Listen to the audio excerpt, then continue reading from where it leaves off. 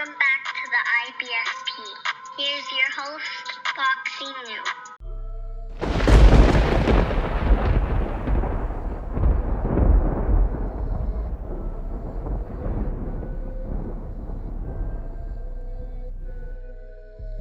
Welcome back, fight fans. Welcome back. Anthony Joshua will knock out Tyson Fury to become undisputed. Let's just break it down. Wladimir Klitschko did a very interesting interview in where he stated Anthony Joshua will unify all of the belts and become undisputed. He warned Tyson Fury recently, but he's been saying this as long ago as 2015, where he came out and stated that, Anthony Joshua would eventually knock out Tyson Fury. This is a long-reigning thought and prediction of Wladimir Klitschko. Wladimir Klitschko knows both of these guys intimately. He's fought both of these guys, so he knows both of these guys inside of the ring. He is probably one of the only guys who have this type of knowledge about both and what it's like to be in with Fury and Joshua. So, if anybody can speak to this, Wladimir Klitschko would be the guy to do it.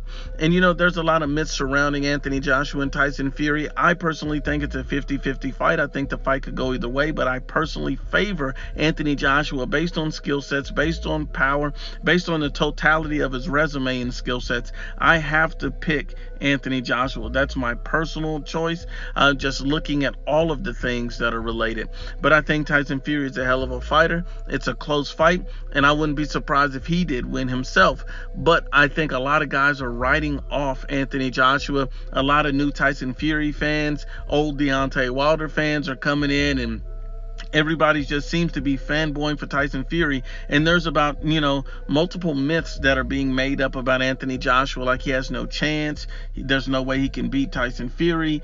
Tyson Fury's just going to dominate him the same way he dominated Deontay Wilder. So I just want to debunk those myths because those are casual fanboy comments. And let's just debunk the first myth. The first myth is Anthony Joshua can't hurt Tyson Fury. Tyson Fury's chin is so elite and so strong that only Deontay Wilder could hurt him in the first fight. But even then he got up. Tyson Fury can't be hurt. So Anthony Joshua power is useless. And that's an absolute myth because we saw that Steve Cunningham hurt Tyson Fury. And you know what? If you look at a guy with Anthony Joshua's boxing ability, punching placement, and if you look at, punching placement is just as valuable as the power that's behind it. If you land the right shot, but with enough power, you can put a guy out indefinitely. And you see a guy like Steve Cunningham, who's basically a journeyman, to drop Tyson Fury flush. Imagine Anthony Joshua hitting Tyson Fury with one of his signature trademark uppercuts. Tyson Fury's going on the canvas and he's not getting up. That's period. So, this particular myth has been debunked.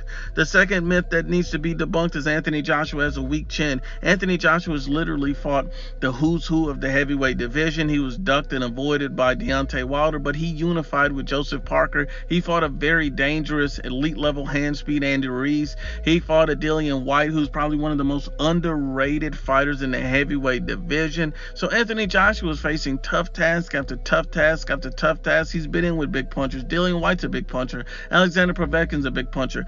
Wladimir Klitschko's a big puncher. He took Klitschko's shot flush, got up, finished the fight, and stopped Klitschko. He has chin and heart. So, a lot of fanboys saying that Anthony Joshua has a weak chin. That's clearly a myth that has been debunked.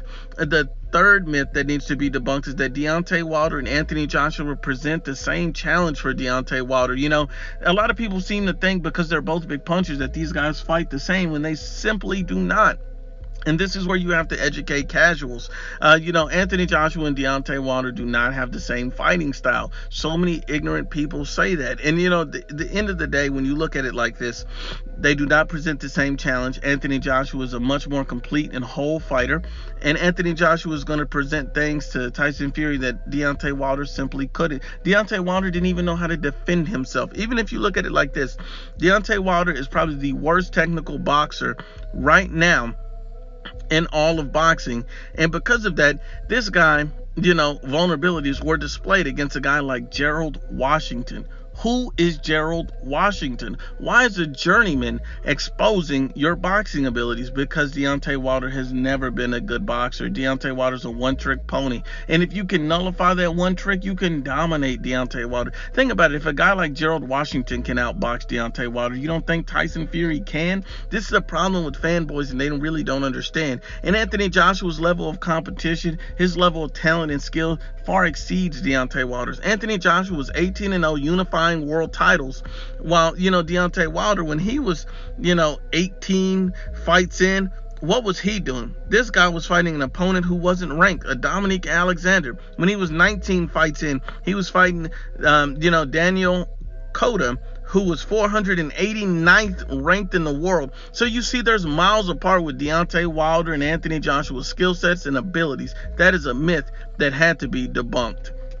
Now, the fourth myth is there are no holes in Tyson Fury's game. Tyson Fury is such a complete and elite level fighter that he has nowhere to where he's vulnerable. He has nowhere where he's weak. He has no style that he can't overcome. He has nothing that can penetrate his defense and his elusiveness. And at the end of the day, we got to debunk this myth as well, because if you see a guy like Wladimir, who applied steady and efficient pressure to Tyson Fury, caused him all kinds of trouble. Open up a cut over Tyson Fury's eye. If Wladimir had any power, he would have stopped Tyson Fury that night. A lot of people argued that Tyson Fury, the fight should have ended because of the cut, because it was gashing. But since it was on an ESPN platform, they would not call the fight.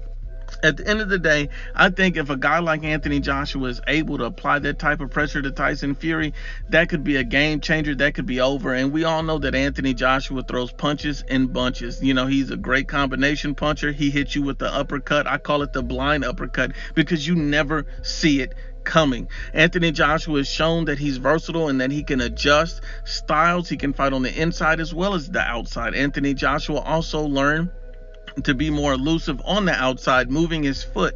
His feet work is very, very good, and a lot of people don't understand that. The guy was looking like Ali against, Andy Ruiz Jr. So you see that Anthony Joshua is improving and growing as a fighter, and as each fight goes by, he's simply getting better and better and better. And this is a guy who doesn't have a long amateur background. This is a guy who's, learning on the job, so to speak, and he's doing everything at an accelerated rate. He's a better athlete than Tyson Fury. He has more power than Tyson Fury, and he's shown versatility, just as much as Tyson Fury has in his fights. So I think that at this point, I think that's a very dangerous fight for Fury. I think it's a 50-50 fight. But anybody writing off Anthony Joshua and thinking he's going to present the same challenge as Deontay Wilder, Anthony Joshua has a weak chin, any of these idiotic fanboy statements, they simply don't know boxing.